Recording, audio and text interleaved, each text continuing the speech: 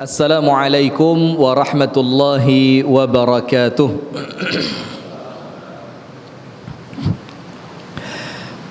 Innal hamdalillah nahmaduhu wa nasta'inuhu wa nastaghfiruh wa nastahdihi wa natubu ilaihi wa na'udzu billahi min syururi anfusina wa min sayyiati a'malina.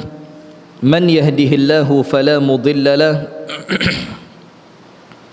wa man yudlil falan tajida lahu waliyan mursyida.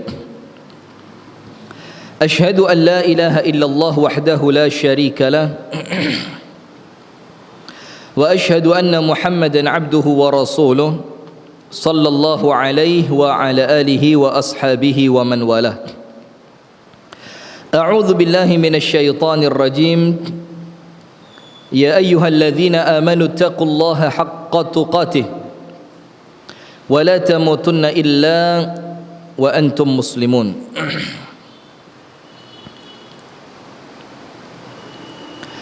Allahumma inna nas'aluka ilman nafi'an wa rizqan tayyiban wa amalan mutaqabbala. Allahumma 'allimna ma yanfa'una wanfa'na bima 'allamtana wa zidna ilman wa hudan wa taufiqan. Amin ya rabbal alamin. Amma ba'du. Hadirin sekalian, ikhwani wa akhwati fillah, ibu-ibu dan bapak-bapak yang dirahmati Allah, puji dan syukur alhamdulillah kita haturkan kepada Allah atas limpahan nikmat karunia Allah kepada kita semua, sehingga di pagi hari ini tanggal 6 di bulan Rajab tahun 1441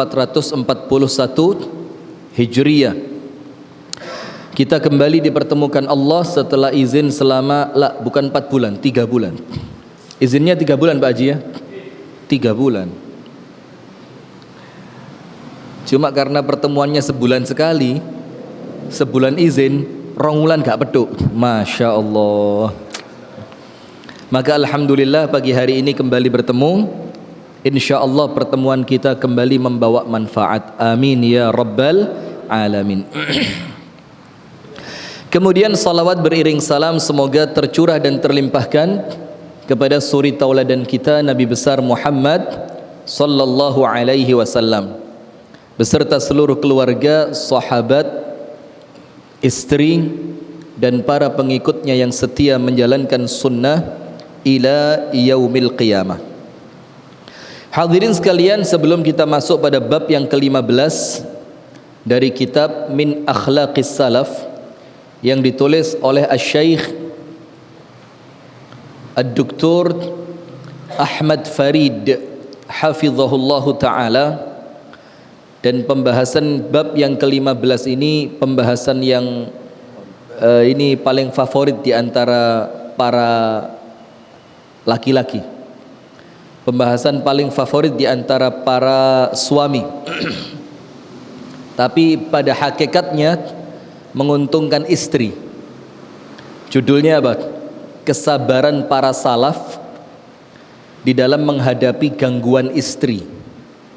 Berarti istri para salaf pun itu tidak lepas dari mengganggu suami, tapi mereka mengganggu karena mereka yakin punya suami yang paling sabar ketika istrinya mengganggu mereka.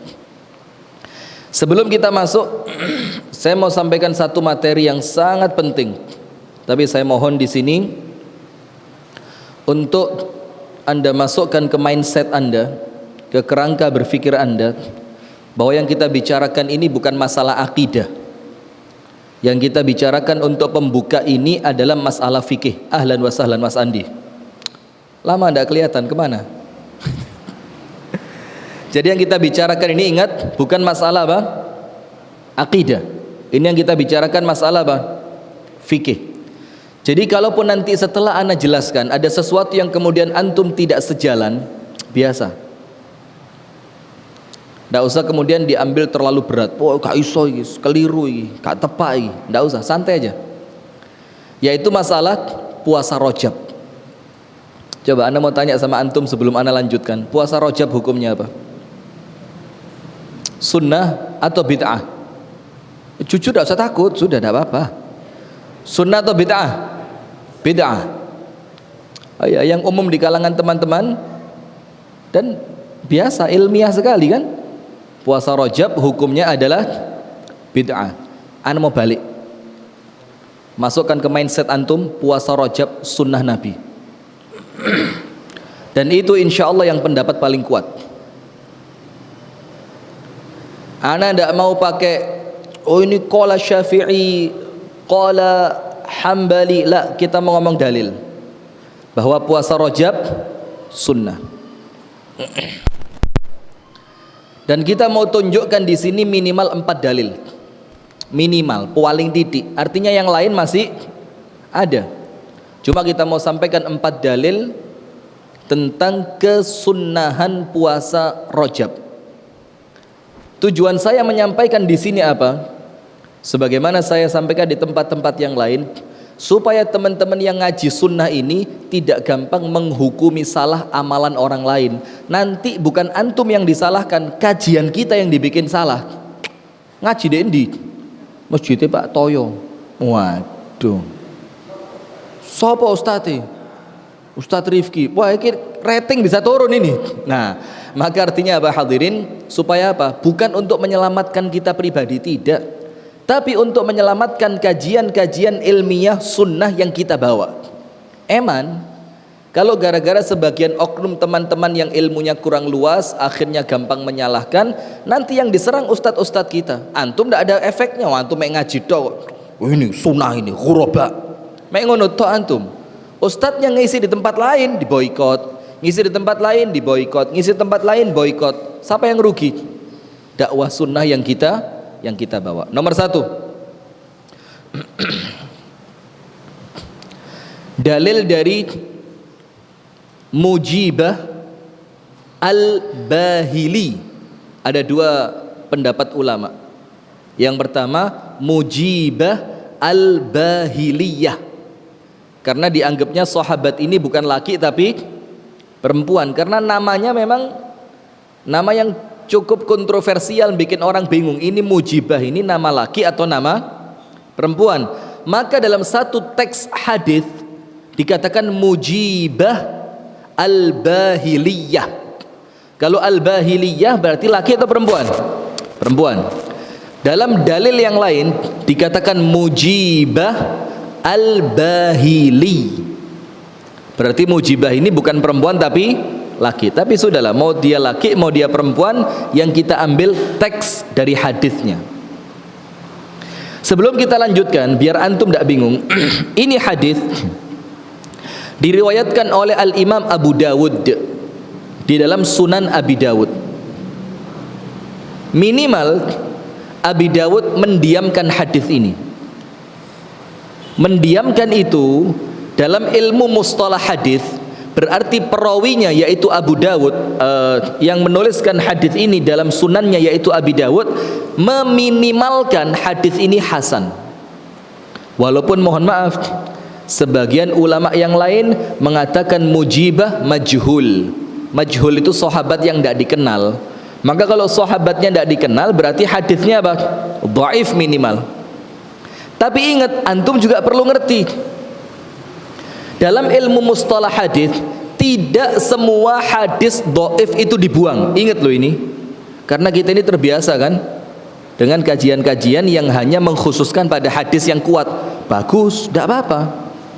Tapi tidak serta-merta kita menjadikan setiap orang yang membawa hadis dhaif, oh po ini dhaif kok digawe. Ndak.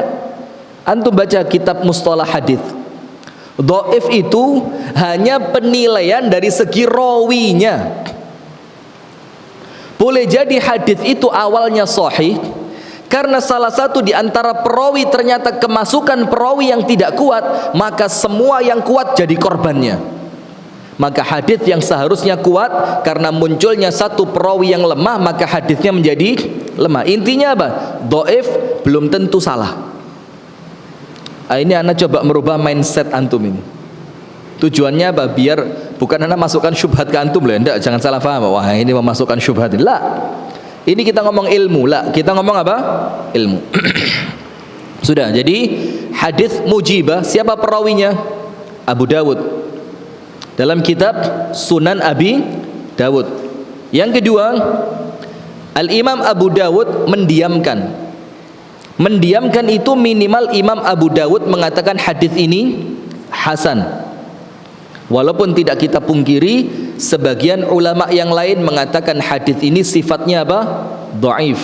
Akan tetapi hadis yang dhaif apabila secara makna tidak berseberangan, tidak tabrakan, tidak bertentangan dengan secara global hadis yang sahih, boleh dipakai enggak? Boleh. Karena apa? Yang dipakainya bukan dhaifnya tadi, tapi penguat dari hadis sahih yang lain. Sampai sini paham adik-adik? Adik-adik. Sudah. Sekarang kita sampaikan hadisnya. Kurang lebih begini. Kita mau singkat saja biar tidak makan waktu terlalu panjang. Suatu hari Mujibah datang kepada An-Nabi SAW. Dan tidak biasanya Nabi lupa orang itu tidak biasa. Sampai sebagian sahabat itu saking perhatiannya Nabi sama dia sampai GR. Dianggap dia sahabat yang paling dicintai. Siapa dia? Salman Al-Farisi. Tanya sama Nabi, ya Nabi, siapa manusia paling kamu cintai? Tanyanya di depan sahabat yang lain. Karena dia GR, dianggap dia pasti jawab saya ini. Ternyata jawabannya Nabi apa? Manusia paling aku cinta Aisyah. Loh, jelas perempuan, istri kamu. A'ni minar rijal, yang saya maksud laki-laki. Apa jawabannya Nabi Muhammad? Ini orang tidak putus asa. Harapannya dia Nabi Muhammad ngomong kamu. Apa jawabannya Nabi Muhammad? Abuha, bapaknya Aisyah. Siapa? Abu Bakar. Wes iki sahabat mangkir alon-alon. Aku mundur alon-alon, ngalih aja. Karena apa hadirin sampai sahabat berani tanya begitu? Karena Nabi kalau ngomong itu ngadep orang, fokus. Kita jangankan ngomong, salaman itu loh. Orangnya di sana, tangannya gini, muka kita ke sana kok. Oh iya tahu. Kadang-kadang yang melaku ini, tidak baik, itu bukan adab itu ya. Nah sudah. Datang Mujibah. Apa yang terjadi?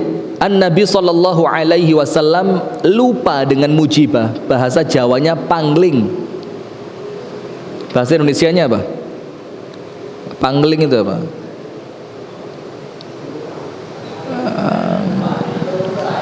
Sudahlah, ngerti kan pangling? Yes, pangling aja, pangling. Sampai Mujibah sendiri heran. Dia tanya, ya Rasulullah, ama tadhkuruni? Ya Nabi, kamu lupa sama saya. Rasul bilang, lu kamu siapa? Ana Mujibah alladhi ataka al-amal madhi. Aku ini Mujibah yang tahun lalu datang sama kamu minta pertanyaan, minta jawaban dari pertanyaan. Apa kata Rasulullah? Kaget. Lu, wa ma ghayyara launuk? Terus kenapa kamu begitu kurus kali ini? Dulu seger waras, sehat, muka ceria, Masya Allah, gemuk. Sekarang hanya berselang 1 tahun, kurus, kering, muka pucat. Apa kata Mujibah? La akulu ya Rasulullah illa lailan. Saya tidak pernah makan kecuali malam. Terus siang, asumu tiwalal yaum. Tiap hari puasa. Rasul bilang apa? Dan antum menjelaskan hadis ini jangan dengan penjelasan antum sendiri, tapi ikuti penjelasannya ulama. Apa kata Imam Nawawi menjelaskan hadis ini? Maka Rasulullah katakan, Mujibah, kalau puasamu bikin kamu kurus kering seperti ini, apa Rasul katakan? Wes, kamu jangan puasa illa Ramadan, kecuali puasa Ramadan. Mujibah bilang apa? Tidak bisa. Wes kadung gelek poso. Maka kalau cuma Ramadan tok, wah ndak enak saya. Ya sudah, apa Rasul bilang? Sehari aja, 1 bulan sehari. Coba lihat bagaimana sayangnya Rasul sama umatnya ini. Subhanallah. Ini padahal puasa nganter ke surga loh ya. Tapi karena Rasul lihat ada yang aneh dengan dirimu, wes jangan. Sehari aja, sehari. Mujibah bilang, atiqu fauqa dzalik. Aku kuat lebih dari itu. Rasul bilang 2 hari. Mujibah bilang, saya kuat lebih dari itu. Rasul bilang, jangan ditawar lagi, terakhir 3 hari 1 bulan. Nah ini termasuk satu hadis, dan hadisnya Abu Hurairah yang dinasehati Rasul untuk 3 perkara: witir sebelum tidur, 2 rakaat di waktu duha, dan puasa 3 hari setiap bulan. Ingat loh ya, antum baca hadisnya Abu Hurairah 3 hari setiap bulan, ini bukan dalil ayyamul bid, bukan. Ojo sini-sini. Ini 3 hari setiap bulan, para ulama sepakat mutlak, bebas, pokok saulan berapa? 3. Tapi boleh dibawa hadis ini untuk menguatkan ayyamul bid 13, 14 dan 15. Sudah. Ini yang bikin Ustadz Khalid Basalamah hafizahullah sempat dibully sama sebagian teman-teman ini. Lihat videonya. Kalau antum tidak lihat, bersyukur sama Allah. Jadi Ustadz Khalid ditanya di majelis beliau, Ustadz, boleh ndak puasa ayyamul bid selain tanggal 13, 14, 15? Ustadz Khalid bilang boleh, bebas. Langsung dipotong itu video, di komen dawa 100 lebih komen ini. Sudah akhi, tinggalkan majelis beliau, memang dari dulu banyak kok kesalahan beliau, macam-macam. Padahal yang salah yang komen itu, maksudnya Ustadz Khalid bukan ayyamul bid yang ditanyakan oleh penanya, tapi bebasnya puasa 3 hari dalam 1 bulan. Mau di awal bulan 1, tengah bulan 1, akhir bulan 1, tapi sayangnya memang pertanyaannya tanya tentang ayyamul bid. Coba entuk didik gitu, coba kalem dikit, tidak akan terjadi polemik di antara penuntut ilmu ini. Cuma kita ini punya syahwat yang namanya apa? Syahwah li isqatin nas, syahwat untuk menjatuhkan manusia. Itu onok jurune hati.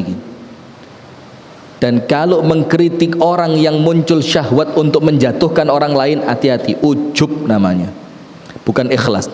Dan sama juga, maaf ya, saya sampaikan aja ya, kalau tidak cocok nanti potong aja untuk kalangan tertutup.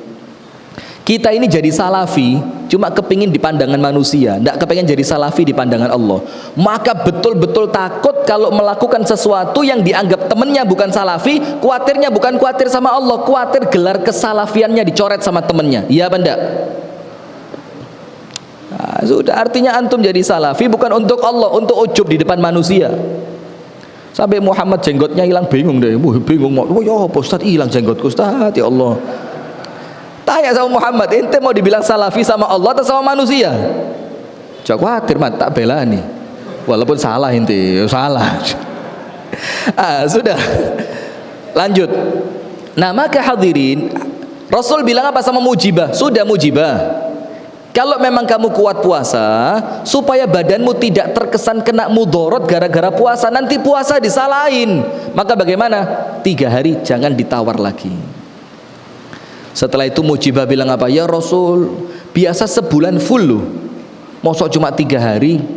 Apa kata Rasulullah? Wes, dengerin, sum minal hurum wa turk. Diulang 3 kali, sum minal hurum wa turk, sum minal hurum wa turk. Puasalah dari bulan-bulan haram dan tinggalkan. Artinya apa? Yo onok posone, onok gak posone. Diulang 2 kali, puasalah bulan-bulan haram dan tinggalkan. Diulang 3 kali, puasalah pada bulan-bulan haram dan tinggalkan. Bulan haram itu bulan suci. Inna iddatash syuhuri indallahi 12 syahran minha arba'atun hurum. Jumlah bilangan bulan di sisi Allah ada berapa? 12. Dari 12 ini Allah tetapkan 4 bulan menjadi bulan suci. Rasul katakan dalam hadis yang sahih, thalathun mutawaliyatun wa rajabu mudhar. 3 bulan suci berurutan dan 1 bulan nyempil ratu adhah, rajabnya Bani Mudhar. 3 yang berurutan apa? Bulan 11, bulan 12, bulan 1. Dzulqa'dah, Dzulhijjah, Al-Muharram. Ini berurutan. Dzulqa'dah bulan 11, Dzulhijjah bulan 12, Muharram bulan 1. Kemudian 1 atau Rajab bulan berapa? Bulan 7. Ini 4 bulan suci. Nah, dari dalil ini para ulama sepakat bahwasannya puasa untuk mengisi bulan suci yang 4 tadi hukumnya sunnah. Dan mereka mengatakan wa afdal, dan yang paling utama dari 4 bulan suci untuk puasa al-Muharram. Walaupun 4-4-nya mengisi bulan suci dengan puasa sunnah, hukumnya apa? Sunnah. Dianjurkan, ditekankan, dan yang paling utama bulan al-Muharram. Nah, berarti dari dalil yang pertama, hadisnya mujibah oleh Rasul disuruh puasa bulan suci. Saya mau tanya, Rajab termasuk bulan suci tidak? Berarti puasa Rajab hukumnya apa? Bid'ah. Loh, kok tidak bid'ah tadi? Saya kenal loh antum. Tadi katanya bid'ah. Bid'ah apa sunnah? Sunnah. Dalil kedua. Kalau yang ini dalilnya sahih. Dari Ibunda Aisyah, bahwasannya dia radhiyallahu taala anha mengatakan bahwasannya Rasulullah sallallahu alaihi wasallam yasumu Rajaba kullah, puasa di bulan Rajab full 30 hari. Jangan-jangan antum tidak pernah dengar hadis ini. Rasulullah puasa bulan Rajab full berapa hari? 30 hari. Hadisnya sahih. Di dalam hadis ibunda yang lain, Ibunda Aisyah yang lain, sama cerita tentang Rajab juga. Hadisnya sama sahih juga. Apa Ibunda Aisyah katakan? Dan Rasulullah pada masuk bulan Rajab tidak puasa walaupun cuma 1 hari. Gak poso blas. Ya apa ini? Ini loh Pak, ribetnya fikih itu Pak. Dalam satu dalil Ibunda Aisyah mengatakan poso Rajab full, di hadis yang lain dengan perawi yang sama, orang yang sama. Apa Ibunda Aisyah lupa hadis yang lama? Tidak lupa, karena itu yang dijelaskan tentang apa yang Rasul amalkan. Dan pada tahun yang lain tidak berpuasa Rajab walaupun cuma 1 hari, blas gak poso. Apa penjelasannya ulama? Kalau Rasul sempat puasa dan kemudian Rasul meninggalkannya, artinya hukumnya sunnah dan tidak sampai derajat wajib. Dalil kedua, hadis Ibunda Aisyah yang mengatakan bahwa Rasul pernah puasa di bulan Rajab berapa hari? Full 30 hari. Berarti puasa Rajab hukumnya apa? Bid'ah. Apa? Sunnah. Ini maksud saya ngomong gini, cek Anda gak gampang. Ngopo Rejeban? Poso. Lu sampean gak poso ta ora? Aku poso, sampean poso. Poso rek Rejeb. Opo Rejeban bid'ah? Iku poso gak remel bun rokok, gak malah mlebu surga sampean. Nah, maka pelan-pelan. Itu hadis kedua, dalil kedua. Dalil ketiga. Dalilnya sahih. Jadi yang rodok kontroversi cuma yang pertama aja, mujibah tadi kan. Walaupun dalil mujibah ini para ulama sepakat boleh dipakai. Kenapa? Dhaifnya tidak terlalu. Kemudian bukan untuk mendukung perkara akidah, tapi mendukung perkara fikih ibadah. Itu pun bukan wajib tapi sunnah. Dalil ketiga, hadisnya sahih. Ketika Rasul ditanya tentang puasa Sya'ban. Loh Ustaz, ini kan ngomong Rajab, dengerin dulu, sabar. Ketika Rasulullah SAW ditanya tentang puasa Sya'ban, kenapa puasa di bulan Sya'ban? Apa Rasul katakan? Hadza syahrun yaghfulu anhun nas. Ini bulan yang banyak manusia lalai pada bulan Sya'ban ini.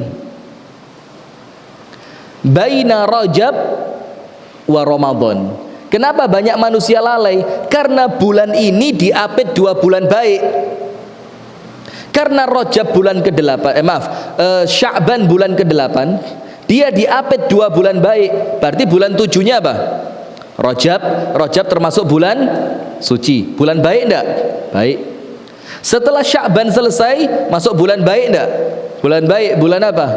Ramadan. Walaupun dia tidak termasuk bulan suci, tapi bulan yang oleh Allah dimuliakan, bulan yang penuh barokah. Nah, maka Rasul katakan, kenapa aku puasa di bulan Sya'ban? Karena bulan ini bulan di mana banyak orang lalai. Maka supaya aku tidak ikut-ikutan tercatat orang-orang yang lalai, maka aku isi Sya'ban dengan puasa. Dalilnya sahih. Berarti pertanyaan, berarti para sahabat tidak lalai di bulan Rajab dan di bulan Ramadan. Tapi di tengah-tengahnya Rajab dan Ramadan, Sya'ban tadi, Rasul bilang banyak orang lalai. Nah, orang yang dimaksud Rasul siapa? Ya orang yang hidup di zamannya siapa? Para sahabat. Bukan kemudian mengatakan sahabat lalai dalam tanda kutip konotasi negatif, bukan loh ya. Tapi artinya mereka Rajab ngepol, maka Sya'ban istirahat untuk menghadapi Ramadan. Bukan kemudian mereka lalai itu kemudian malas poso, itu kita, bukan sahabat. Nah sudah. Rasul katakan di Sya'ban ini maka aku puasa. Berarti para ulama sepakat, artinya mereka di bulan Rajab tidak lalai. Dan amal kebaikan yang menjadikan manusia tidak lalai yang Rasul lakukan di bulan Sya'ban apa? Puasa. Berarti itu dalil bahwa di bulan Rajab mereka puasa. Ini dalil bahwa para sahabat di bulan Rajab apa yang mereka lakukan? Puasa. Sekarang kalau para sahabat di bulan Rajab puasa, berarti puasa Rajab hukumnya apa? Bid'ah. Apa? Sunnah. Dalil ketiga. Artinya sudah hadirin, kalau ngomong fikih ini Ustaz, gak usah ruwet-ruwet, gak usah atos-atosan. Gak iso, gelut aja wis, gak iso. Dalil keempat. Ini yang disebutkan oleh Al-Imam An-Nawawi dari madhab Syafi'i dan Al-Imam Al-Mardawi dari madhab Hambali. Kita ini kan sering ngelihat antara Imam Syafi'i dan Imam Hambali kan mesti perbedaan terus ya. Yang Syafi'i itu kesannya rotok NU gitu, lek Hambali itu rotok Muhammadiyah gitu kan. Padahal kesamaan antara mereka berdua jauh lebih banyak dibanding perbedaannya. Itu menunjukkan dalil apa? Dalil bahwa kita ini memang seneng golek perbedaan. Terbukti sudah. Loh, Imam Syafi'i sama Imam Hambali itu lebih banyak samanya dibanding bedanya. Tapi yang sampai kepada kita apanya? Samanya atau bedanya? Kalau Syafi'i kunut, Hambali tidak kunut.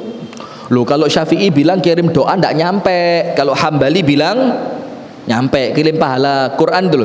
Nah, kita ini dicekoki dari dulu. Pokoknya yang beda-beda toh. Podo ojo lah, lapo lek podo dipelajari. Podo kok nah. Nah, maka sekarang ada dua ulama, Al-Imam An-Nawawi, ini pentahqiq mazhab Syafi'i, salah satu. Dan yang kedua Imam Al-Mardawi dari madhab Hambali. Mereka berdua sepakat bahwasannya puasa Rajab disunnahkan.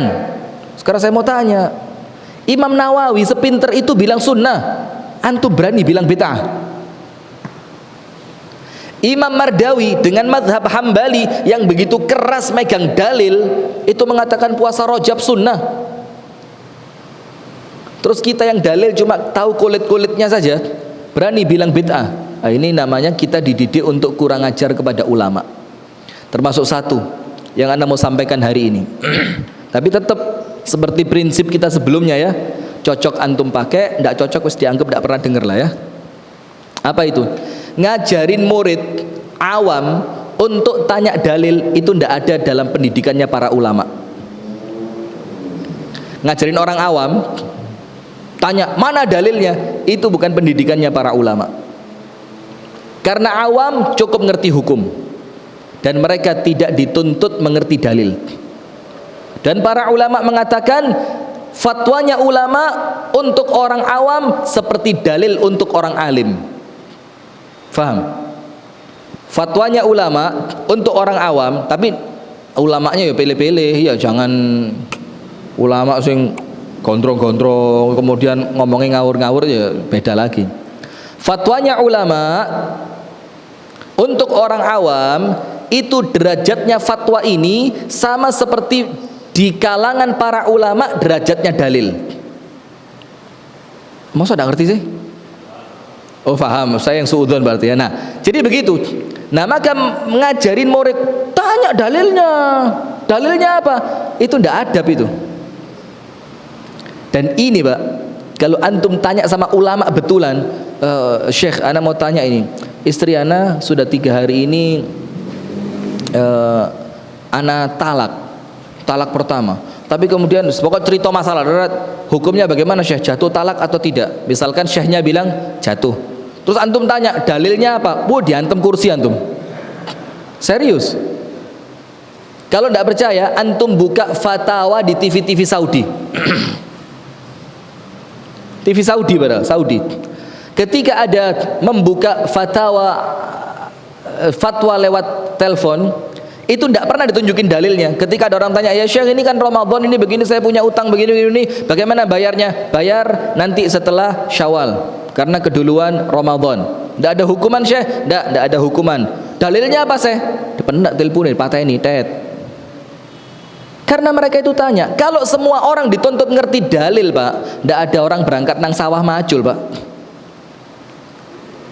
Kalau semua dituntut ngerti dalil Pak, tidak ada orang bisa bikin bom nuklir Pak. Urusannya bendino buka Bukhari, Muslim, Nasai, Tirmidzi, tidak selesai. Maka semua orang itu oleh Allah, wa kullu ya'malu ala syakilati. Setiap orang ayo bergerak sesuai dengan potensinya masing-masing. Nah maka awam sing tenang, orang paling enak hidupnya itu orang awam.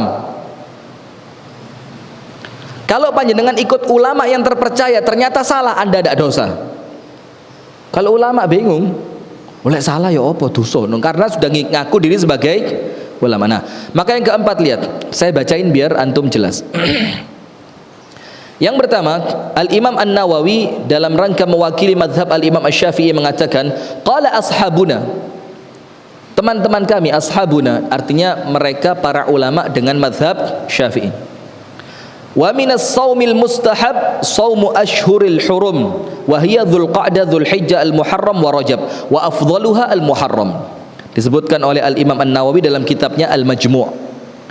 Dan para ulama dari mazhab Syafi'i sepakat bahwa di antara puasa sunnah itu puasa pada 4 bulan suci, Dzulqa'dah, Dzulhijjah, Al-Muharram, Rajab. Wa afdaluha Al-Muharram, dan yang paling afdal adalah Al-Muharram. Itu ucapan Imam Nawawi. Kemudian Al-Imam Al-Mardawi mengatakan, wa amma siyamu ba'di Rajabin, dan adapun mengenai berpuasa pada sebagian bulan Rajab, famuttafaqun ala istihbabihi inda ahli al-madhhab al-arba'ah. Maka para ulama dari madhab yang 4 semuanya sepakat, mereka sepakat muttafaqun alaihi annahu mustahab, bahwa itu disunnahkan. Ya apa? Sunnah apa bid'ah? Secepat itu antum berubah ya. Nah itu loh Pak, bahwa pentingnya kita cari ilmu di situ. Nah kemudian antum lihat ucapan-ucapan para sahabat Nabi mengenai puasa Rajab. Yang pertama disebutkan dari Abdullah ibnu Abbas bahwa dia mengatakan apa? Bahwa saya seneng puasa Rajab, kata dia. Saya ini, kata dia, suka puasa apa? Suka puasa Rajab. Kemudian yang lain lagi mengatakan bahwasannya puasa Rajab merupakan kebiasaanku dan kebiasaannya para sahabat Nabi. Nah, berarti di sini kita mindsetnya kita ganti. Yang sebelumnya mengatakan puasa Rajab itu hukumnya bid'ah, sekarang kita katakan bahwa puasa Rajab itu hukumnya apa? Sunnah. Maaf ya, salah nama. Yang pertama tadi Sufyan Ats-Tsauri. Sufyan Ats-Tsauri mengatakan apa? Pada bulan-bulan haram aku sangat senang berpuasa, dalam kitab Lataiful Ma'arif Ibnu Rajab Al-Hambali. Kemudian Abdullah ibnu Abbas mengatakan, Abdullah bin Abbas sahabat ya, dan bukan sahabat ece-ece ini. Abdullah ibnu Abbas ini sahabat yang Rasul doakan apa? Ya Allah, fahamkan dia agama dan fahamkan dia ilmu ta'wil Al-Quran atau tafsir. Artinya kalau Abdullah bin Abbas yang mengatakan, ya diterima sudah. Apa kata Abdullah bin Abbas? Allah mengkhususkan 4 bulan sebagai bulan suci, di mana maksiat dilipat gandakan dosanya, dan di mana ibadah dilipat gandakan pahalanya, dan di antara amal yang disunahkan adalah berpuasa. dalam kitab Lataiful Ma'arif Al-Imam Ibnu Rajab Al-Hambali. Nah sekarang begini loh, terus Ustadz, kenapa kok teman-teman kita bilang puasa Rajab itu bid'ah? Salah ndak? Ndak salah. Loh ya apa sih? Tadi dibilang sunnah, sekarang yang mengatakan bid'ah kok ndak salah? Begini Pak, dengerin.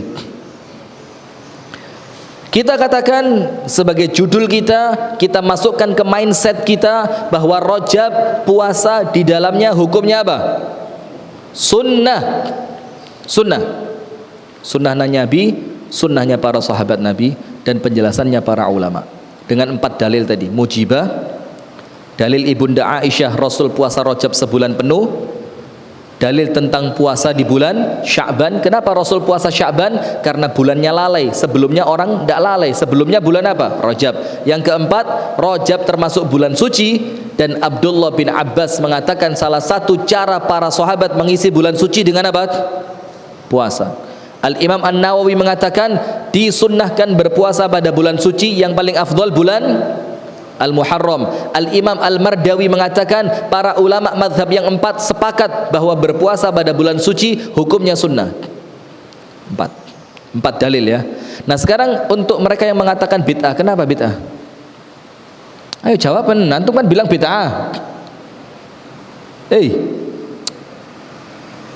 Kenapa? Jazakallah khairan.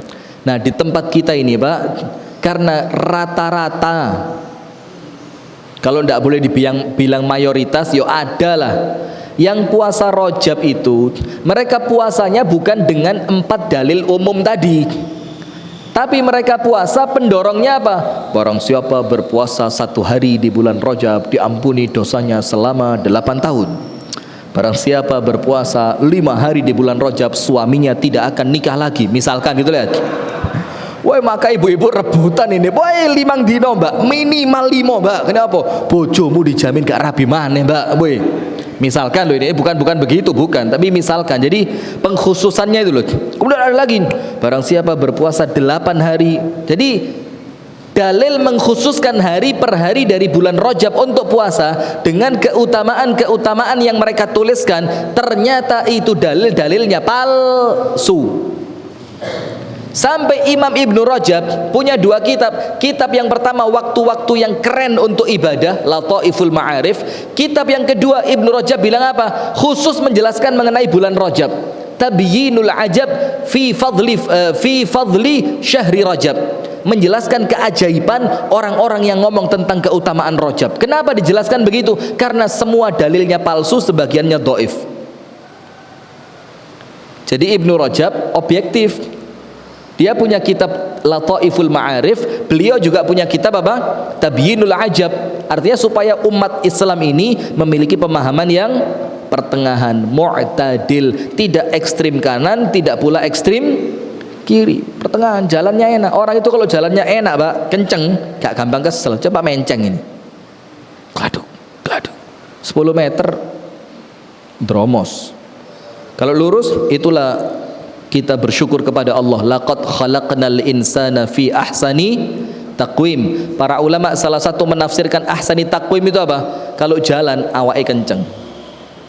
Coba menceng didik, tidak seimbang, berat.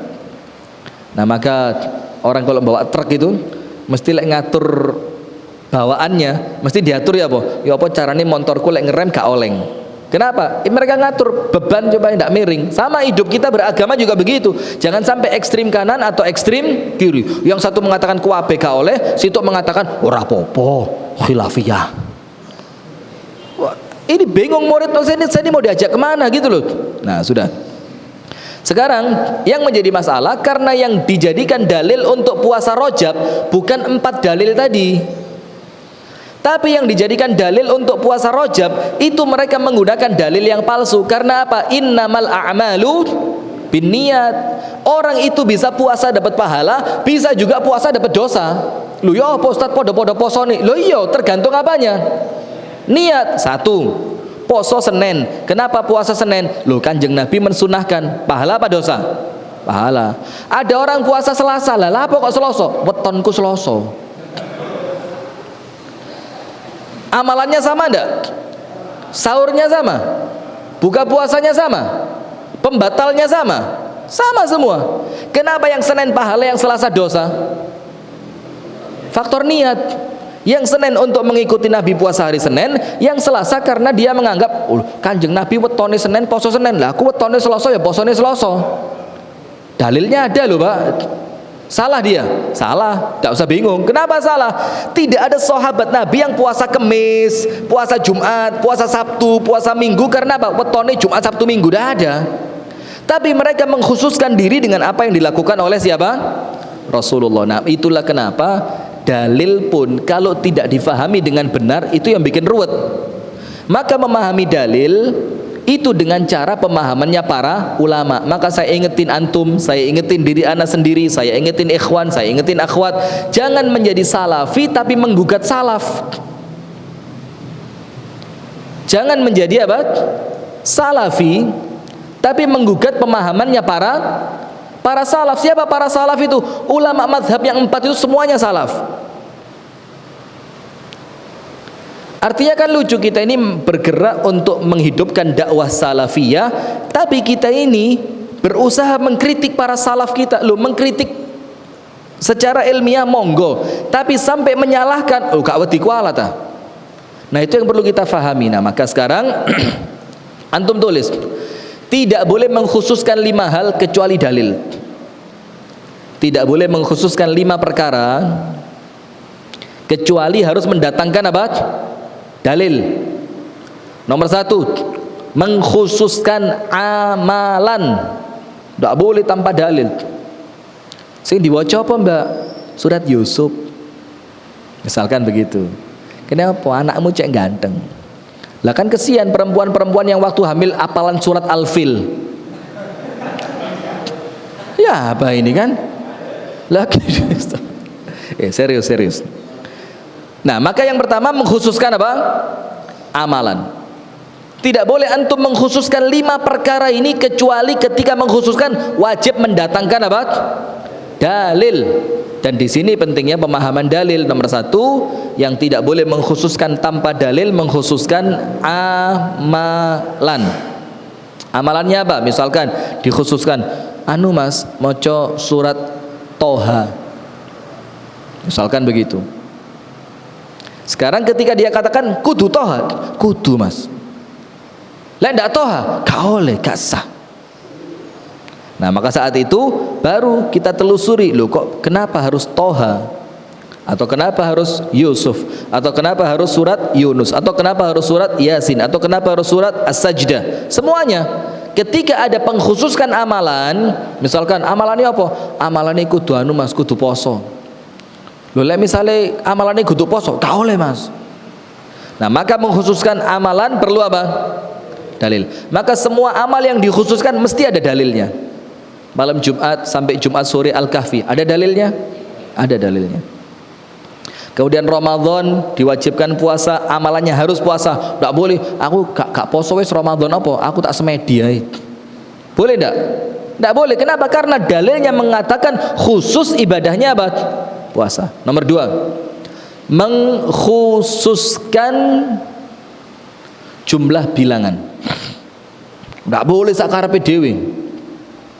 Misalkan setelah sholat dikatakan membaca subhanallah 33, alhamdulillah 33, Allahu Akbar 33, digenapkan 100 dengan la ilaha illallah wahdahu la syarikalah lahul mulku wa lahul hamdu wa huwa ala kulli syai'in qadir.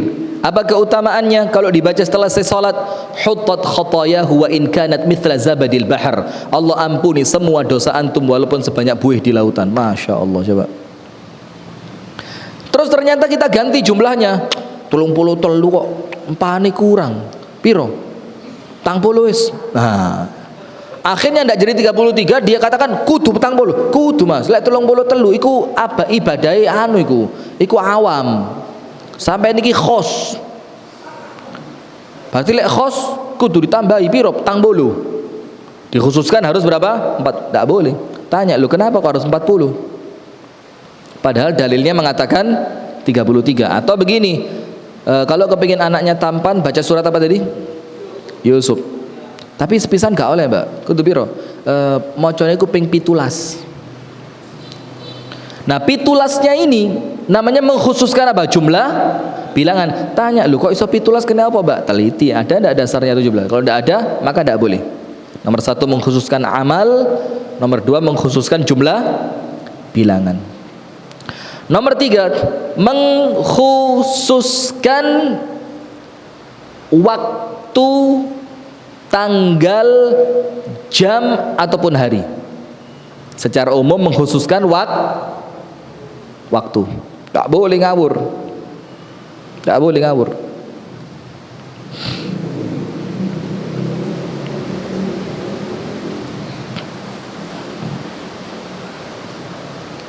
Gak boleh ngawur.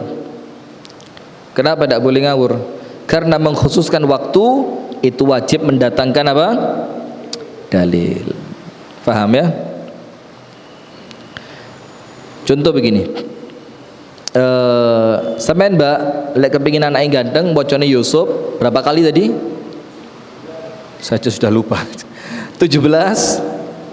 Tapi Mbak gak oleh sembarang dino, Mbak. Dinone iku kudu pas udan daweres. Terus udane iku Mbak antara sore sampai maghrib, Mbak. Lek gak pas udan gak sah, Mbak. Gak ganteng anakmu, malah welek gue, Mbak. Nah gitu.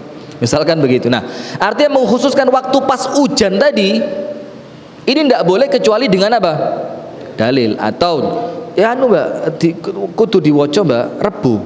Tapi rebune gak oleh sembarangan lho, Mbak. Iku Rebu kudu pas pasaran Jawa, Paing. Rebune kudu Paing, Mbak. Pon gak oleh. Nah, maka ketika mereka mengkhususkan, maka perlu apa? Dalil. Coba ndak dikhususkan malah oleh, Pak. Malah boleh. Saya seneng baca surat Yusuf ini, ya bukan karena apa, ya mau kok seneng, maka setiap hari saya baca surat, tapi tanpa mengkhususkan, bukan karena oleh maco itu enggak ada, malah boleh. Nomor 1 amal, nomor 2 jumlah bilangan, nomor 3 nomor 4 mengkhususkan keutamaan. Nomor 1 amalannya, nomor 2 bilangannya, nomor 3 waktunya, nomor 4 keutamaannya. Misalkan begini, lek maca ping Yusuf ping 17 macane pas udan deres, keutamaannya Mbak, insyaallah anakmu ganteng. Nah, mengkhususkan keutamaan Yusuf dengan anak ganteng tadi, itu perlu ditanya, lho kok iso lek kudu apa kok fadilai anake dadi ganteng. Nah, 4 ini Anda tidak boleh mengkhususkan satu di antara 4 ini kecuali dengan apa? Dalil. Nah, yang jadi masalah di tempat kita, mohon maaf ya, sebagian di antara kita itu puasa Rajabnya bukan dengan dalil umum, tapi puasa Rajabnya dengan dalil khusus yang ternyata dalil khususnya itu palsu. Paham sampai sini? Nah, itulah kenapa sebagian membid'ahkan puasa Rajab. Cuma kurang bijak juga. Kalau video itu disebar begitu saja menjelaskan puasa Rajab itu bid'ah, akhirnya orang meninggalkan puasa Rajab serta-merta, padahal Rajab ini bulan baik untuk ibadah. Paham enggak? Nah, maka tolong penjelasan itu minimal seperti ini. Maksimalnya wocon kitab menisan, supaya masyarakat itu tercerahkan. Oh, jadi yang enggak boleh itu mengkhususkan. Tapi kalau sekedar mengisi bulan suci dengan puasa boleh. Tapi kalau puasanya puasa sunnah mutlak boleh. Tapi kalau puasanya Senin Kamis boleh. Kalau puasanya Ayyamul Bid boleh. Kalau puasanya yang sebulan 3 hari boleh. Kalau puasanya Daud boleh. Nah, kalau moro-moro video ini ditokno kebid'ahan puasa Rajab, akhirnya dia tidak jadi puasa, tonggone sing poso di ilo-ilokno. Sampeyan niku Mbak mau ngaji ya ta Mbak, aja arisan ae Mbak. Nah, begitu ya. Sampai sini paham? Jadi begitu. Jadi mindsetnya diganti. Tadi sebelum ngaji kita bilang puasa Rajab hukumnya apa? Bid'ah. Sekarang kita bilang ojo khawatir, sunnah. Puasa Rajab hukumnya sunnah. Tapi ingat, niatnya perlu ditoto. Jangan sampai niatnya mengkhususkan karena malah jadi dosa, atau minimal ibadahnya tertolak. Man amila amalan laisa alaihi amruna fahuwa raddun. Ini hadis diglentrek terus ente-entean ini hadis ini, Masya Allah. Nah, tapi ketika niatnya umum, maka bukan bid'ah tapi malah menjadi sunnah. Coba sampai sini ada yang mau ditanyakan? Ibu-ibu, akhwat, ada yang mau tanya? Akhwat, kenapa? Lah, 4 bukan 5, 4. Mengkhususkan yang 4 tadi, bukan 5 ya. Amal, jumlah bilangan, waktu, keutamaan. Kelima, afwan, tempat. Jazakallah khairan. Tempat kudu ndek prapatan. Sing prapatan iku ana barongane. Weh, misal Kak. Dan subhanallah ya, orang yang begitu-begitu itu mesti unik, Masya Allah, unik. Sesuatu yang kadang pun kita cari gak peduk itu, Pak. Perapatan di zona barongane gitu, bingung cari gak peduk. Karena apa? Tujuannya dia memang supaya Anda gak beramal gitu loh. Dan ini mungkin loh ya, belum tentu benar, mungkin ulama kita untuk ngajari umatnya cek gak khurafat begitu, akhirnya dikasih cara sing digoleki gak mungkin peduk, mungkin. Jadi mesti syaratnya angel-angel. Tapi barongane, Pak, gak oleh barongan sing pringe wake. Pringe kudu mek 3 tok ndil. Ditambahi aneh maneh. Ditambahi lagi pringe gak oleh dukure luwih kok 7 meter. Kudu pas 7. Ini bukan untuk apa? Mungkin ulama kita zaman dulu memang sengaja nyuruh dia yang seperti itu cek gak peduk, karena lek gak peduk dah tidak. Nah, jadi kita ini ikhtiar untuk husnudzon kepada ulama kita zaman dulu. Jangan dididik orang zaman sekarang untuk berani kurang ajar dengan ulama zaman dulu. Nah, ini karena pendidikan kita sekarang, Pak, pendidikan itu didik murid untuk kurang ajar. Jujur ya. Dan bukan murid yang salah, kita ini yang salah. Kita ini ngurui murid untuk sombong. Jangan takut antum. Kalau memang tidak ada dalilnya, katakan. Tanya sama dia, kalau perlu depan jamaahnya biar jamaah ngerti. Lah ustadznya ngurui kok yang ini, maka kita perlu lebih berikhtiar untuk husnudzon. Amal, jumlah bilangan, waktu, keutamaan, tempat. Apa lagi? Jenis itu amal tadi. Lah itu amal masuk amal. Jenis itu masuk amal. Ibu-ibu sepakat, Bu, ya? Bu, tidak ada akhwat. Ibu-ibu sepakat? Sepakat. Sekarang siap-siap. Bab yang ke-15. Apa bab yang ke-15? Wa min akhlaqihim radhiyallahu taala anhum, dan di antara akhlaknya para salaf yang harus kita ikuti. Semoga Allah meridhai mereka semua. Amin ya rabbal alamin. Apa itu? Sabruhum ala adza zaujatihim.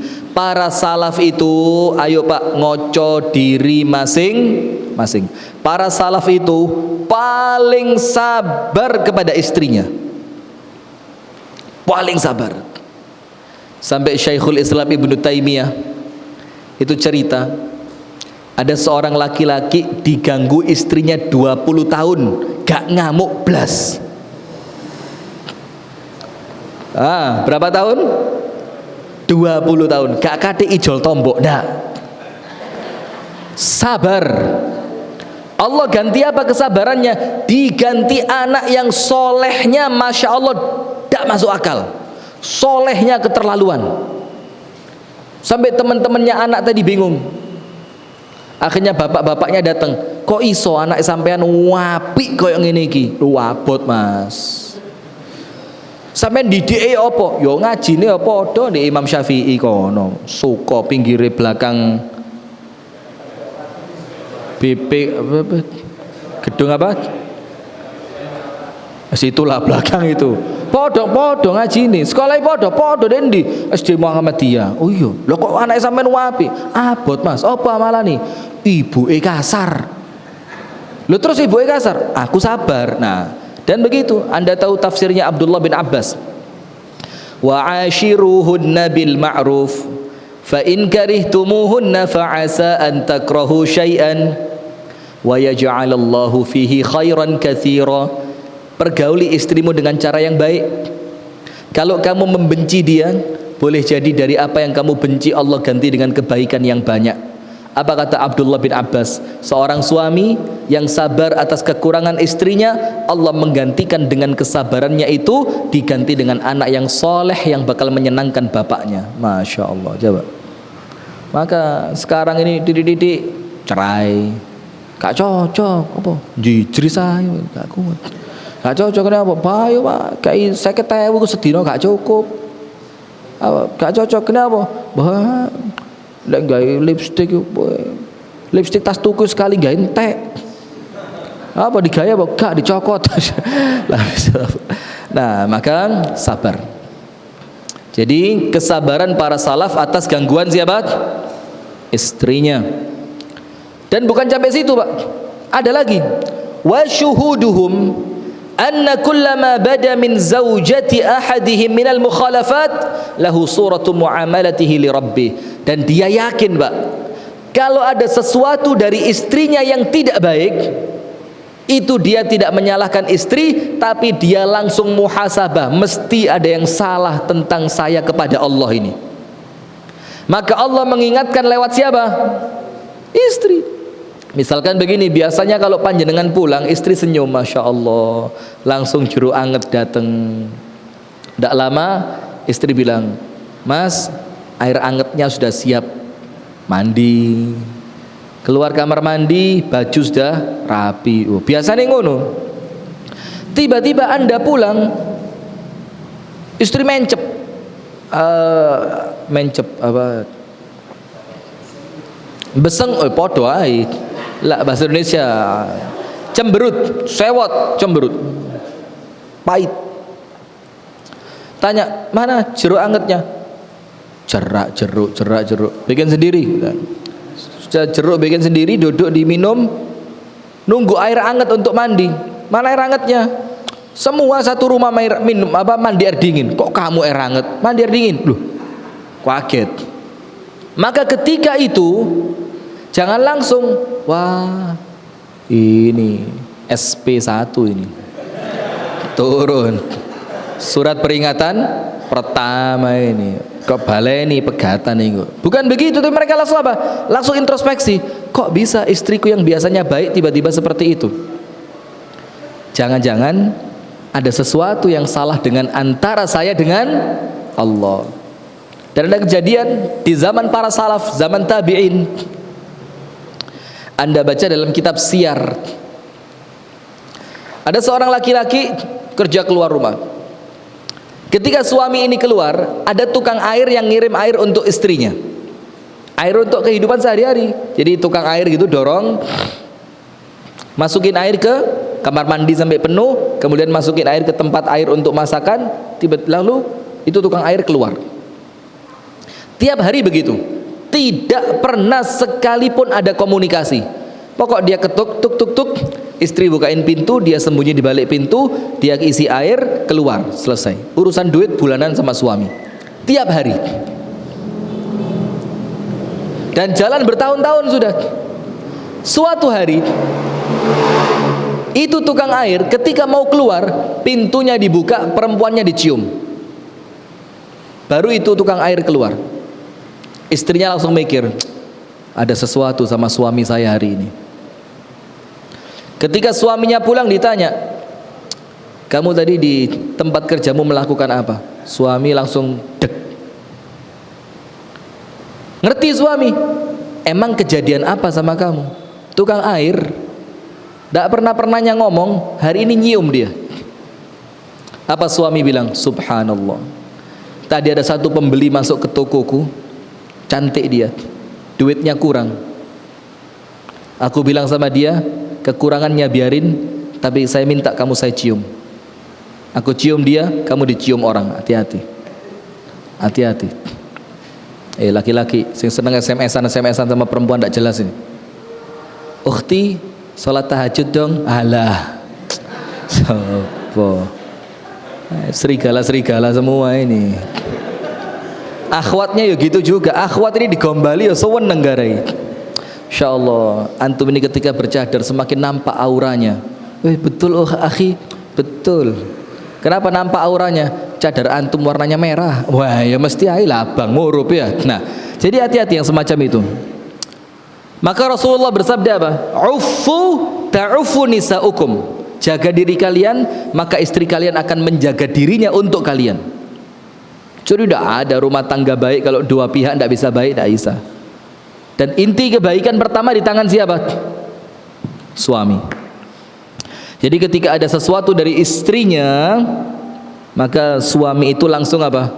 Muhasabah. Karena tidak mungkin istriku akan salah, akan melakukan penyimpangan kecuali sebelumnya ada yang salah antara aku dengan Allah. Ini salaf, Pak. Falamma khalafa rabbahu kadzalika khalafathu zaujatuhu. Setiap kali dia mukhalafah itu penyimpangan, melakukan penyimpangan kepada Allah, pasti istrinya akan menyimpang darinya. Menyimpang itu yang biasanya baik jadi tidak baik, dan itu pasti. Al jazaa'u min jinsil amal kama tadinu tudan wa jazaa'u sayyi'atin sayyi'atum mithluha wa hal jazaa'ul ihsani illal ihsan. 4 dalil, 2 hadis, 2 Quran, semuanya mengatakan apa yang Anda perbuat Anda dibalas dengan perbuatan yang sama. Hati-hati penipu-penipu itu. Allah datangkan penipu yang lebih ulung. Sebagian di antara ulama salaf mengatakan, inni la'asillaha fa ajidu dzalika fi khuluqi dabbati wa imraati. Apa mereka katakan? Aku pernah sekali maksiat sama Allah. Setelah sekali maksiat itu ketika aku pulang, langsung aku lihat asarnya. Asar itu apa? Efeknya, dampaknya, bekasnya. Apa itu? 2. Akhlaknya istriku rusak, binatang tungganganku rewel. Langsung, maka hati-hati. Dan kalau sama Allah dibalas langsung, jangan takut. Itu ciri Allah suka sama Anda. Kenapa? Supaya nanti di hari kiamat urusan Anda selesai, dan boleh jadi setelah dihukum langsung Anda langsung ingat tobat dan istighfar. Jadi Allah itu dalam hadis yang sahih dikatakan, apabila mencintai seorang hamba, ajjala lahul uqubah. Balasannya sama Allah dipercepat.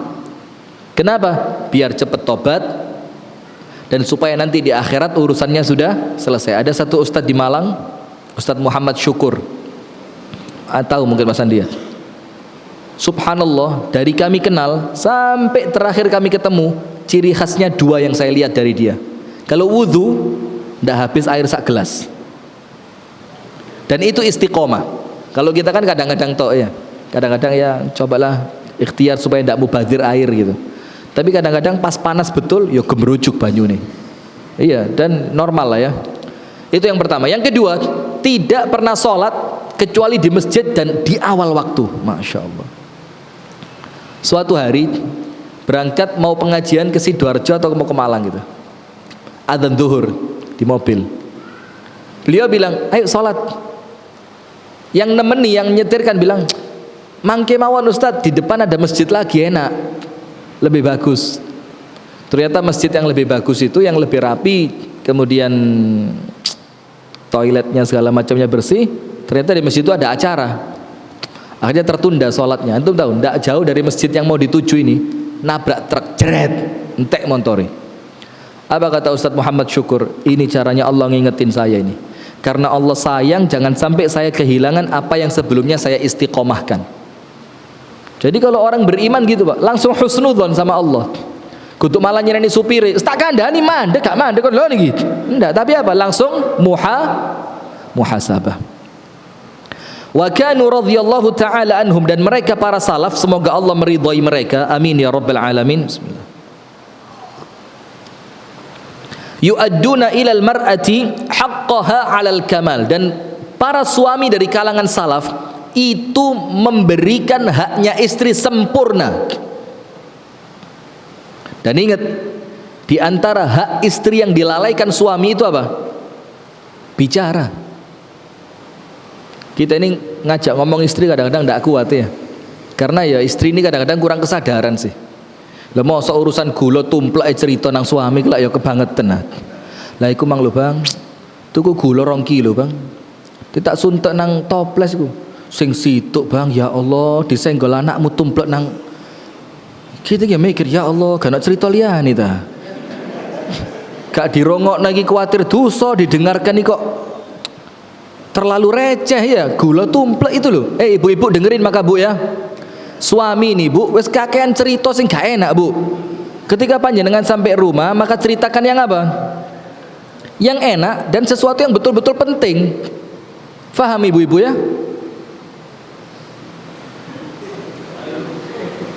Bu, faham ya? Dianggap faham lah. As-sukut alamatur ridha. Diam itu tanda orangnya ridha. Maka kalau mau nikahin orang itu, kalau gadis diem berangkat. Kalau janda harus jelas. Maka para salaf itu senantiasa memberikan haknya istri dengan sempurna. Wala yamna'uhum mukhalafatuha lahum an dzalika, walaupun istrinya durhaka. Bayangin Pak, kita istri tidak durhaka saja kita zalimi kok. Ini para salaf walaupun istrinya durhaka, mereka kasih haknya istri sempurna 100%. Kenapa? Lihat kaidahnya, dengerin. Perbuatan jelek orang lain kepada antum itu bukan tanggung jawab antum. Betul? Orang lain ngilokno antum, tanggung jawab siapa? Dia kan? Yang berdosa siapa? Dia kan? Bahwa antum digerujuk pahala, bahkan antum digerujuk pahala. Tapi yang bahaya bukan kejelekan orang kepada antum, tapi kejelekan antum kepada orang lain. Maka para salaf juga mikir gitu. Urusan istri saya mau zalim sama saya, biarin. Urusan saya menunaikan haknya dia. Sampai sini paham? Nah begitu Pak. Selama dia istri Anda, dan mohon maaf ya, banyak yang salah paham. Aduh subhanallah, hatta teman-teman yang sudah ngaji di masjid-masjid semacam kita ini, talak 1 istrinya dipulangin. Lah tidak boleh, dosa, haram. Talak 1 istri tidak boleh keluar dari rumah suami sampai masa iddahnya selesai. Berapa masa iddahnya? 3 kali suci kan? Atau 3 kali haid sama? Suci atau haid perbedaan pendapat ulama. Thalathata quru. Bahkan Syekh Utsaimin bilang apa? Kalau istri tertalak dengan talak 1, maka sunnahnya untuk istri apa? Berdandan secantik mungkin di depan suaminya. Supaya apa?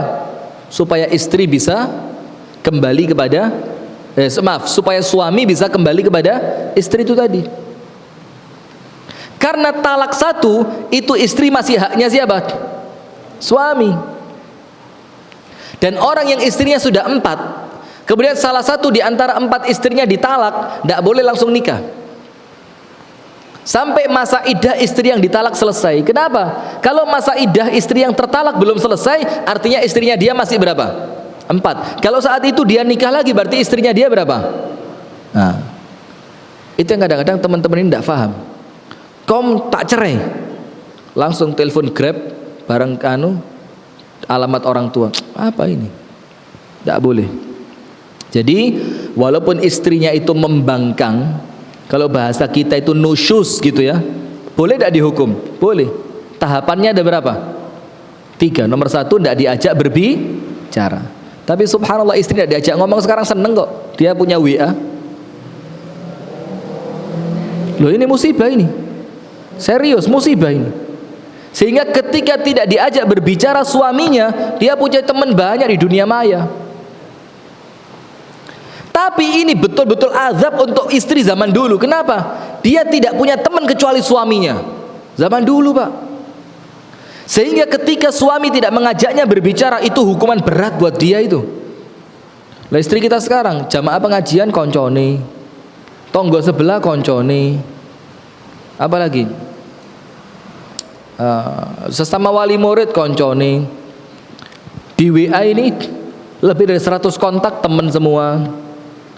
Jadi ketika tidak diajak ngomong sama suami, mafi muskilah, tidak apa-apa. Ngomong beliani. Yang kedua, pisah ranjang. Ingat loh ya, bukan pisah rumah. Tidak boleh pisah rumah, pisah apa? Ranjang. Boleh istri tidur di kamarnya, lalu suami tidur di kamar anak-anak, boleh. Atau kalau memang kamarnya banyak, boleh di tingkat 1, tingkat 2, pisah ranjang. Dan itu pun sekarang sama Pak, istri dipisah ranjang itu tidak tersiksa. Astagfirullah, ini musibah sudah. Artinya apa? Dihukum tapi gak kerosong. Ini ujian berat ini dari Allah. Yang ketiga, baru apa? Wadribuhun, pukul. Tapi ingat, para ulama sepakat pukulannya apa? Darbat miswak. Ini apa ini? Siwak. Darbata miswakin, pukulan pakai kayu siwak. Hatta pakai kayu siwak sekecil ini, tidak boleh kepala, tidak boleh kepalanya, tidak boleh. Tempat-tempat yang memang memiliki banyak lemak, yang paling diutamakan maaf ya, pantat. Lho Ustaz, lah gak loro Ustaz nggih siwak. Lho iki bojomu kudu musuhmu iki. Lho serius lho ini. Ini istrimu ini. Lho masa kamu mau pukul dia seperti kamu memukul perampok? Nah itu loh Pak, hebatnya syariat Islam itu sampai ke situ. Banyak orang mau nyerang, wah apa pukulan, kok pukulan pakai kayu siwak, itu ndak bikin jerah itu. Memang saya ndak bikin jerah istri saya cuma nunjukin sama dia bahwa dia salah. Loh masa Anda tega sampai Rasul bilang apa? Mana mungkin paginya dipukulin, malamnya digaulin. Ada kan hadis itu kan? Ini menunjukkan bahwa Islam itu sempurna, sampai hukumnya pun tidak bisa dikalahkan. Hukuman mati yang paling manusiawi apa? Pancung. Gak loro. Tahu ngerasa Ustaz? Ya belum. Ya mudah-mudahan enggak. Kenapa? Syaraf sakit itu di mana? Semuanya di otak. Ketika terpisah antara badan dan otak, selesai, syaraf sakitnya hilang. Celeng. Dan jangan dibayangkan tukang pancungnya itu sing latihan-latihan. Tukang pancung di Saudi itu terlatih Pak. Kecuali kalau hukumannya itu terhadap anak-anak. Maaf, kalau kejahatannya kepada anak-anak, maka tidak sekali pukul. Pernah lihat yang 2 kali pukul? Serem Pak. Yang 2 kali pukul itu, pertama itu kepala kira-kira kena seprapati, tapi tulang tulang punuk ini itu kena das itu. Dibiarkan beberapa detik biar orangnya terasa sakitnya, baru kemudian disikat setelah beberapa detik, baru kemudian pukul habis, habis. Tapi kalau kejahatan sekedar pembunuhan biasa, maka langsung pancung, dan pancungannya itu sepersekian detik. Setelah itu tidak terasa dia. Kenapa? Otak saraf sakitnya sudah terputus. Antum bayangin kalau hukuman di negara-negara non-Islam, tembak, dar, belum tentu langsung mati, iya kan? Yang kedua, gantung seperti Mesir. Bukan saya mengatakan Mesir non-Islam ya, contoh gantungnya seperti Mesir. Orang digantung Mbak, berapa menit mati?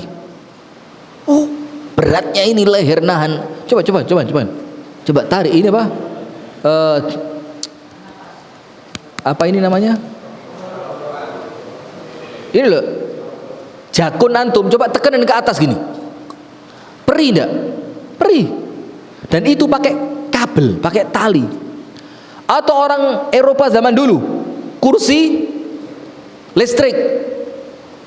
Orang di kursi listrik itu Pak, yang pertama kali mengeluarkan darah apanya? Kalau ada hidung, mata. Pecah di sini, celak. Matanya sudah pecah, darahnya keluar, orangnya belum mati. Wih, apa coba? Wih, itu loh beruntungnya itu jadi orang Islam itu. Alhamdulillah, syariat kita tidak bisa diganggu. Orang mau nyerang lewat manapun, lewat. Sudah ya?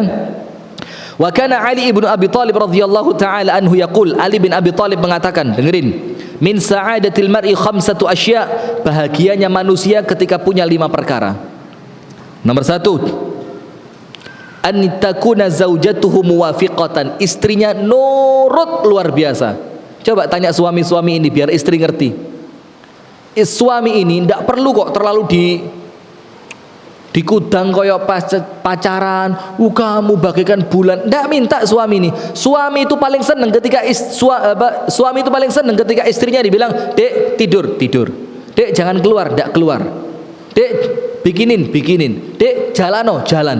Itu paling top suami senengnya. Betul ndak? Jomblo ndak usah ngomong. Sudah nikah? Apa?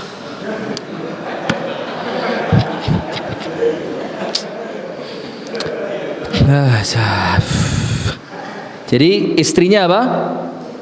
Nurut sama dia. Nomor 2, auladuhu abroron, anak-anaknya anak-anak yang berbakti kepada orang tua. Yang ketiga, ikhwanuhu atqiya, temannya orang-orang yang bertakwa. Jadi temannya dia itu orang baik semua. Yang keempat, jiranuhu salihin, tonggo-tonggo nih wong apik juga.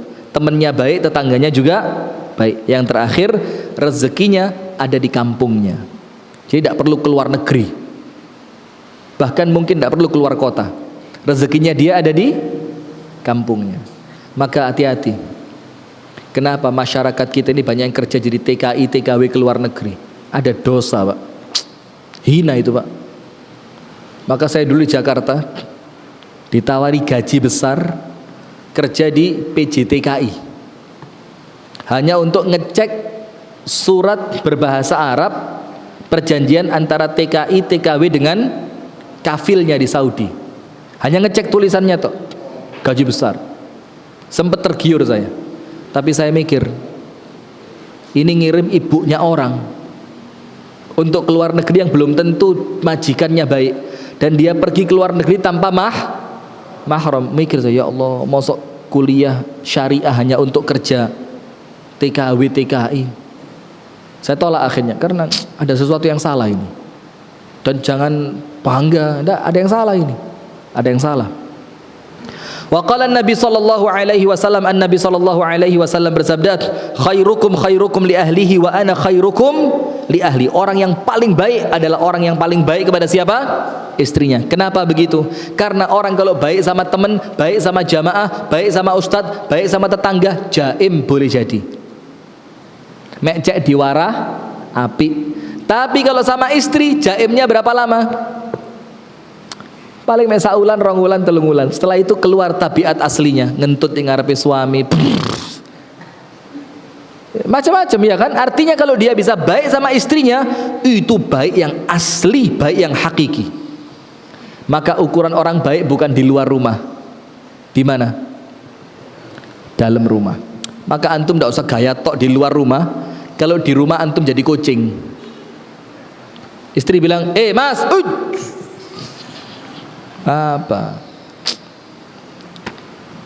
Wa kana Ahmad ibnu Harb yaqul, Ahmad ibnu Harb mengatakan, idza ijtama'a fil mar'i sittu khisalin faqad kamula salahuha. Kalau perempuan itu mengumpulkan 6 sifat, sempurna kecantikannya. Kalau perempuan mengumpulkan berapa sifat? 6 sifat. Sempurna apanya? Kecantikannya. Nomor 1, al-muhafadzatu 'alal khams, salat 5 waktunya dijaga.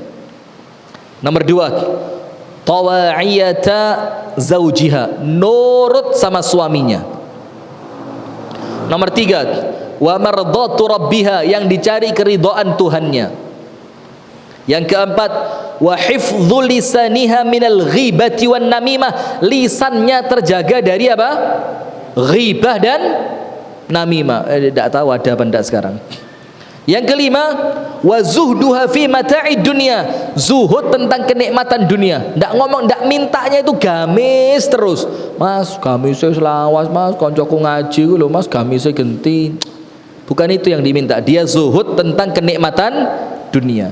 Yang terakhir, sabruha indal musibah. Kalau kena musibah sabar betul, masya Allah.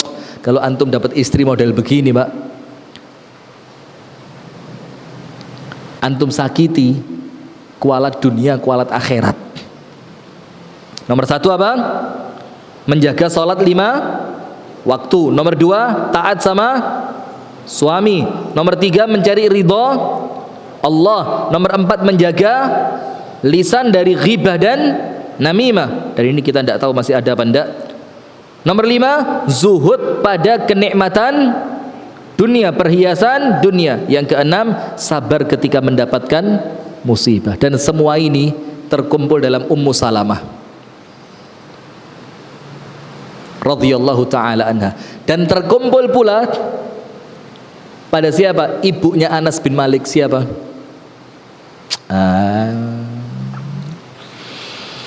Ibunya Anas bin Malik, istrinya Abu Tolhah. Siapa?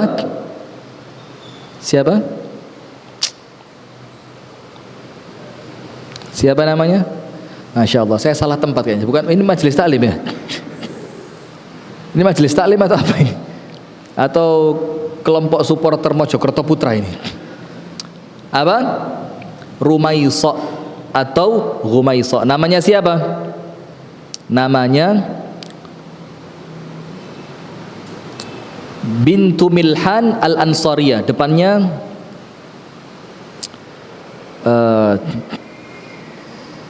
kualat rek, lali pisan, astagfirullahaladzim. Panggilannya Rumaisa atau Rumaisa. Namanya dia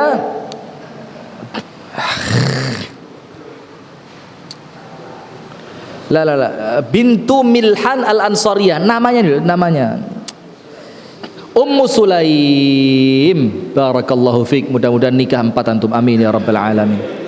Ummu Sulaim. Pantas, tapi antum sudah nikah? Sudah nikah belum? Antum baju hitam sudah nikah? Sudah. Istri berapa?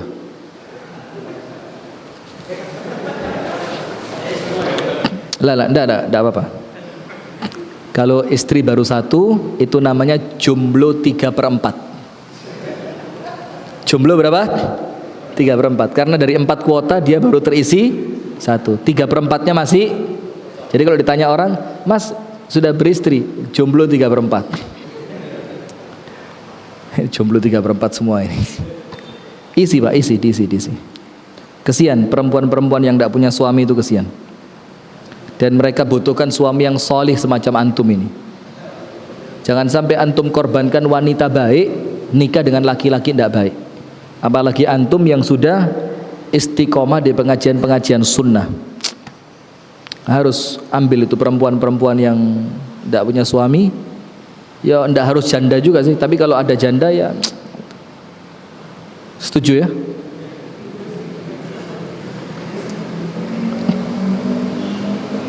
Ini kalau akhwat tahu ini apa jawabannya laki-laki, panas akhwat. Akhwat anak kasih bocoran ya. Ini laki-laki di sini setuju tapi tidak ada suara, mangap tok. Dan ada yang cuma manduk-manduk tok tapi tanpa mengeluarkan suara. Nanti pulang ditatar antum. Sudah.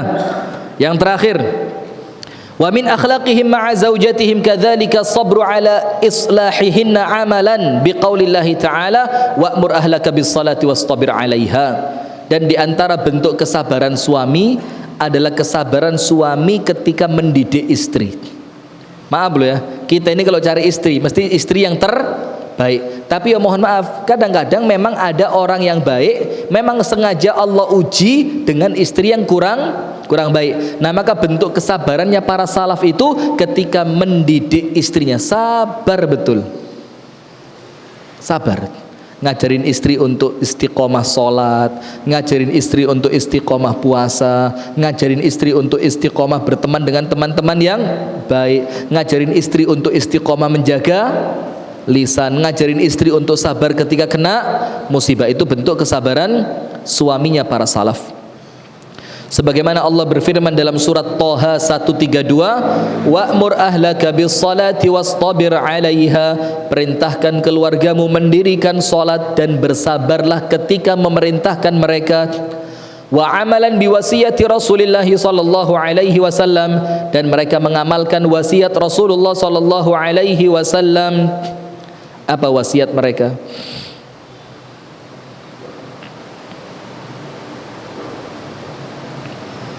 Apa wasiatnya Rasulullah? Fattaqullaha fin nisa, takutlah kamu kepada Allah di dalam urusan istrimu. Jadi tidak boleh zalim sama istri, tidak boleh. Baik zalim secara hati, hati-hati. Zalim secara hati itu Bang. hatinya itu ada saya susah membahasakannya. Jadi di jero hati ini ono mangkele gitu loh, ada, itu termasuk zalim. Fa innakum akhadtumuhunna bi amanatillah, karena kalian mengambil mereka dengan amanat dari Allah. Hati-hati loh ya. Istri antum itu amanah, bukan dari bapaknya, bukan dari walinya, amanah dari Allah. Hati-hati. Nanti sama Allah ditanya di akhirat, kamu sama istrimu kamu apain dia? Ditanya. Wastahlaltum furujahunna bi kalimatillah, dan kalian menjadi halal untuk berhubungan suami istri dengannya dengan kalimat Allah. Apa maksud kalimat Allah? Qabiltu nikahaha wa tazwijaha bil mahril madhkur. Itu yang dapat kami sampaikan. Semoga ada manfaatnya. Kurang lebihnya mohon maaf. Khusus untuk akhwat, mohon maaf ya kalau ada bercanda-bercandaan yang kurang berkenan. Kita tutup dengan doa kafaratul majlis. Subhanakallahumma wa bihamdika asyhadu an la ilaha illa anta astaghfiruka wa atubu ilaik. Kurang lebihnya mohon maaf. Assalamualaikum warahmatullahi wabarakatuh.